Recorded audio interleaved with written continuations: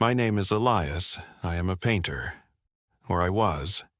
These days, I'm not sure what I am. A vessel, perhaps. A reflection. A canvas upon which something else is desperately trying to paint itself into existence. My torment is not a new thing. It's an old companion, a shadow that has walked with me for as long as I can remember.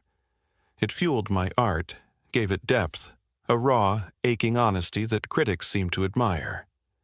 They called me talented, brilliant even, but they never saw the cost. They never saw the darkness I wrestled with, the despair that was as essential to my palette as any tube of paint. The inheritance came unexpectedly. An estranged relative, a great-aunt I barely knew, passed away and left me her estate. It wasn't much. A crumbling old house filled with the ghosts of her life and a collection of antique odds and ends. Among them was the mirror. It was large, framed in heavy dark wood that was intricately carved with symbols I didn't recognize. The glass itself was old, with that faint waviness that distorts reflections just slightly. It was beautiful, in a morbid, antiquated way. I had it moved to my studio, a spacious, north-facing room with high ceilings and plenty of light. I thought it would make an interesting addition, a piece of history in a space dedicated to creating new things. At first, it was just a mirror.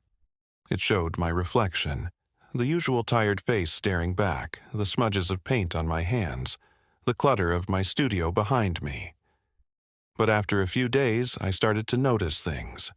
Subtle things. Fleeting. The distortion in the glass seemed to shift sometimes, not just a static warp, but something that moved like water rippling. My reflection would seem to linger for a second after I moved, a ghostly afterimage.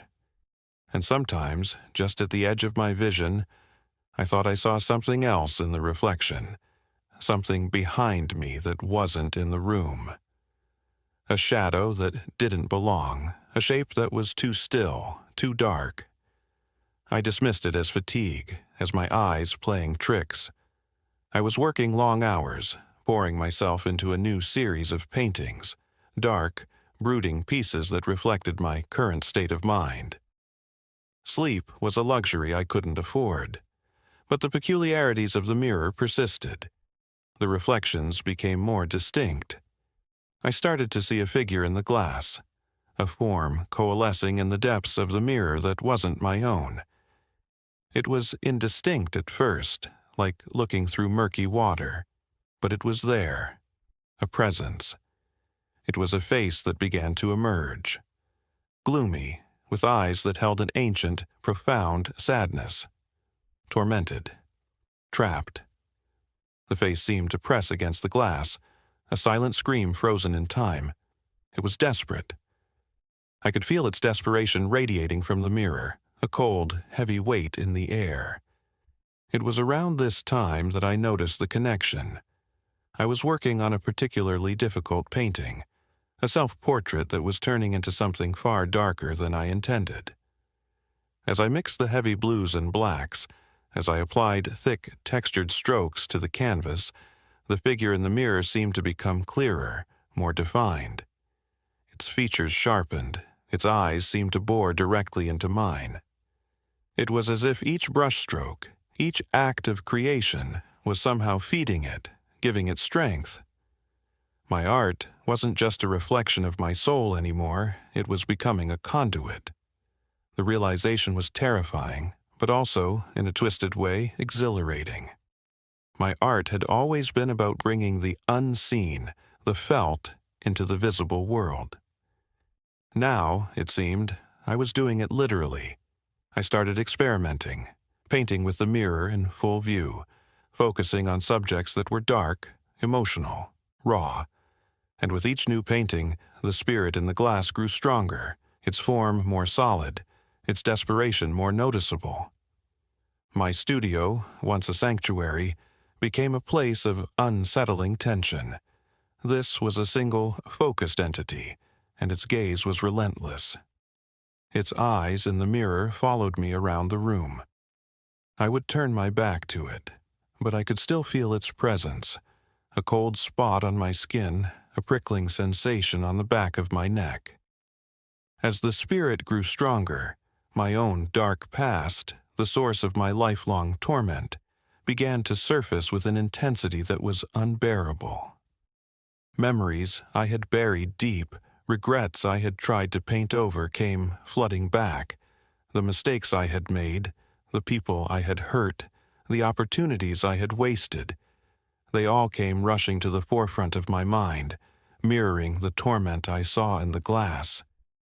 It was like the mirror wasn't just reflecting the spirit's despair, it was reflecting my own, pulling it to the surface, amplifying it. The spirit's torment and my own seemed to be intertwined, two sides of the same coin of suffering. The line between my art, the mirror, and reality began to blur. The figures in my paintings seemed to shift when I wasn't looking. A painted eye would seem to follow me across the room. The surface of the mirror would ripple even when nothing was near it. I started seeing fleeting glimpses of the spirit outside the mirror, in the periphery of my vision, a shadow detaching itself from the wall, a form standing just outside the studio door. I questioned my sanity, of course. Was I losing my mind? Was the stress, the lack of sleep, the resurfacing of my past, causing me to hallucinate?